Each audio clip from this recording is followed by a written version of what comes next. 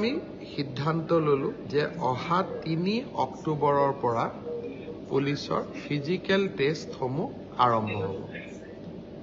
গতিকে মই সকলোকে অনুৰোধ কৰিম যে বানপানীৰ যেতিয়াই পানী শুকাব, আমাৰ খেলপথাৰসমূহ মুকলি হ'ব, আমি দৌৰা প্ৰেক্টিছ আৰম্ভ কৰিব লাগে, কাৰণ 3 অক্টোবৰৰ পৰা অসম আৰক্ষীৰ ফিজিক্যাল টেষ্ট আৰম্ভ হ'ব।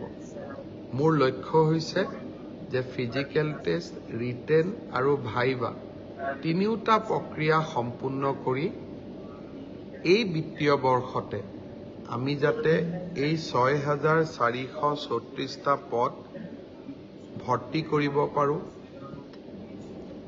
এটা সুন্দৰ নিযুক্তি প্ৰক্ৰিয়াৰ মাজেৰে ল'ৰা ছোৱালীক নিযুক্তি দিব পাৰোঁ, আৰু তাৰ লগে লগে 2025 চনৰ বাবে আকৌ এবাৰ নিযুক্তি প্ৰক্ৰিয়া আমি যাতে আৰম্ভ কৰিব পাৰোঁ। বিভিন্ন স্থানত গ'লে ছাত্ৰ ছাত্ৰীসকলে এডিআৰিৰ পৰীক্ষাসমূহ কেতিয়া অনুষ্ঠিত হ'ব সেই বিষয়েও মোক প্ৰশ্ন কৰে। আজি আমি সেই বিষয়েও এখন বৈঠক কৰিছিলোঁ। এডিআৰিৰ আসাম ডিৰেক্ট ৰিক্ৰুটমেণ্ট এক্সামিনেশ্যন, যাক আমি চমুকৈ এডিআৰি বুলি কওঁ, এডিআৰিৰ গ্ৰেড 3 পোষ্টসমূহৰ পৰীক্ষা 15, 22 আৰু 29 ছেপ্টেম্বৰত অনুষ্ঠিত হ'ব। মই আকৌ এবাৰ কৈছোঁ যে গ্ৰেড 3 পোষ্টসমূহৰ বাবে ইণ্টাৰভিউ 15, 22 আৰু 29 ছেপ্টেম্বৰত অনুষ্ঠিত হ'ব। এই পৰীক্ষা এইবাৰ লোকসেৱা আয়োগে পতা পৰীক্ষাৰ আৰ্হিত হ'ব। প্ৰথমতে প্ৰিলিমিনাৰী পৰীক্ষা হ'ব, তাৰ পিছত মেইনছ হ'ব, আৰু মেইনছৰ পিছত আমি ভাইভা প্ৰক্ৰিয়াৰ মাজেৰে আমি সমগ্ৰ ইণ্টাৰভিউ প্ৰক্ৰিয়াটো সমাপ্ত কৰিম। প্ৰিলিমছ এক্সাম তৃতীয় শ্ৰেণীৰ পদসমূহৰ বাবে 15, 22 আৰু 29 ছেপ্টেম্বৰত অনুষ্ঠিত হ'ব।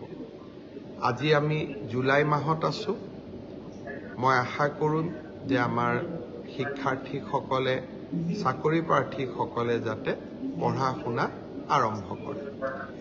ঠিক সেইধৰণে চতুৰ্থ শ্ৰেণীৰ বাবেও আমি একেটাই ব্যৱস্থা হাতত ল'ম।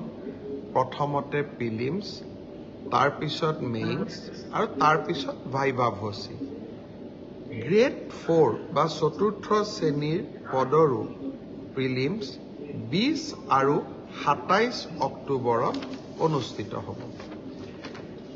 আমাৰ গ্ৰেড 3ত প্ৰায় 7,500 পোষ্ট আছে আৰু গ্ৰেড 4ত প্ৰায় 4,500 বা আৰু অলপ 100-200 বেছি, ইমানখিনি আমাৰ পোষ্ট খালী হৈ আছে।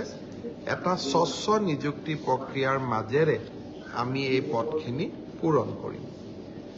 এলিমেণ্টাৰী এডুকেশ্যন, প্ৰাথমিক শিক্ষা বিভাগৰ শিক্ষকসকলৰ নিযুক্তিৰ প্ৰক্ৰিয়াও খুব সোনকালে আৰম্ভ হ'ব। অৱশ্যে ছেকেণ্ডাৰী এডুকেশ্যনত আমাৰ অকণমান সময় লাগিব, কাৰণ প্ৰথমবাৰৰ বাবে অসমত আমি গ্ৰেজুৱেট টিচাৰ মেথছ বুলি এটা নতুন পদ সৃষ্টি কৰিব খুজিছোঁ। আমাৰ স্কুলবিলাকত, হাইস্কুলবিলাকত ইমান দিনে গ্ৰেজুৱেট টিচাৰ ছায়েন্স আছিলে, মেথছৰ বাবে সুকীয়া শিক্ষক নাছিলে। যোৱা কালি শিক্ষা বিভাগৰ লগত মই বহুত দেৰি বহিছিলোঁ, আৰু আমি এটা সিদ্ধান্ত লৈছোঁ যে আমাৰ হাইস্কুলবিলাকত গ্ৰেজুৱেট টিচাৰ মেথছ বুলি এটা সুকীয়া পদ হ'ব লাগে, যাতে গণিতৰ ওপৰত আমি একোজন শিক্ষক নিযুক্তি দিব পাৰোঁ। গণিতৰ শিক্ষক নোহোৱা বাবে আমাৰ স্কুলসমূহত শিক্ষা ব্যৱস্থাত বহুত জটি পৰে। শিক্ষা বিভাগে কেইবা হাজাৰো, বিশেষকৈ প্ৰথম অৱস্থাত প্ৰায় 2000 গণিত শিক্ষকৰ পদ সৃষ্টি কৰিব লাগিব।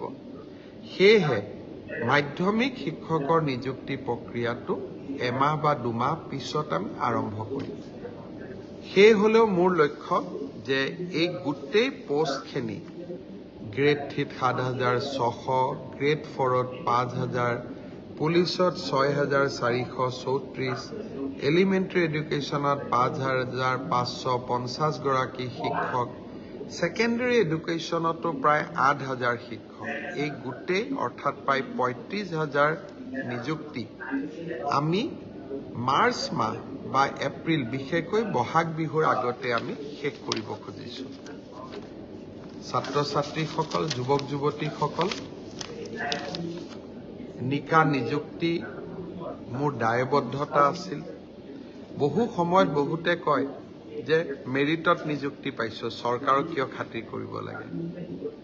পংকিলতাৰ দিনত ৰাজনৈতিক দৃষ্টিৰ পৰা আঁতৰি মেধাৰ ভিত্তিত নিযুক্তি দিয়া সিদ্ধান্তই ৰাজনৈতিকভাৱে আমাক কৰবাত বহুত ক্ষতি কৰে। আনকি আমাৰ দলৰ মানুহবিলাকো বা আমাৰ দলৰ কাৰ্যকৰ্তাবিলাকো কেতিয়াবা মন বেয়া কৰে যে আমি দল কৰোঁ কিন্তু চাকৰি আমি নাপাওঁ। তথাপিতো মেৰিটত নিযুক্তি দিয়া মোৰ এক দায়বদ্ধতা আছে আৰু সেই দায়বদ্ধতা পালন কৰাৰ বাবে মই আকৌ এবাৰ সাজু হৈছোঁ। বহুদিন অসমত বহু ধৰণে নিযুক্তি হৈছিল, কিন্তু মেধাৰ ওপৰত নিযুক্তি এনেকৈ কেতিয়াও হোৱা নাছিল। 1 লাখ নিযুক্তি সমাপ্ত কৰি নিৰ্বাচনী সভাবিলাকত মই যি ধৰণে প্ৰতিশ্ৰুতি দিছিলোঁ যে মই আৰু 50,000 নিযুক্তিৰ ব্যৱস্থা কৰিম, তাৰ প্ৰতি ধাৱমান হৈছোঁ। আজিৰ পৰা সেই প্ৰক্ৰিয়া আৰম্ভ হ'ল। সকলোকে বহুত শুভেচ্ছা জনাইছোঁ। ভালকৈ পঢ়িব লাগে আৰু দেউতা মাৰ লগতে সকলোৰে সুনাম বৃদ্ধি কৰিব লাগে। ইমানতে মই সামৰণি মাৰিম।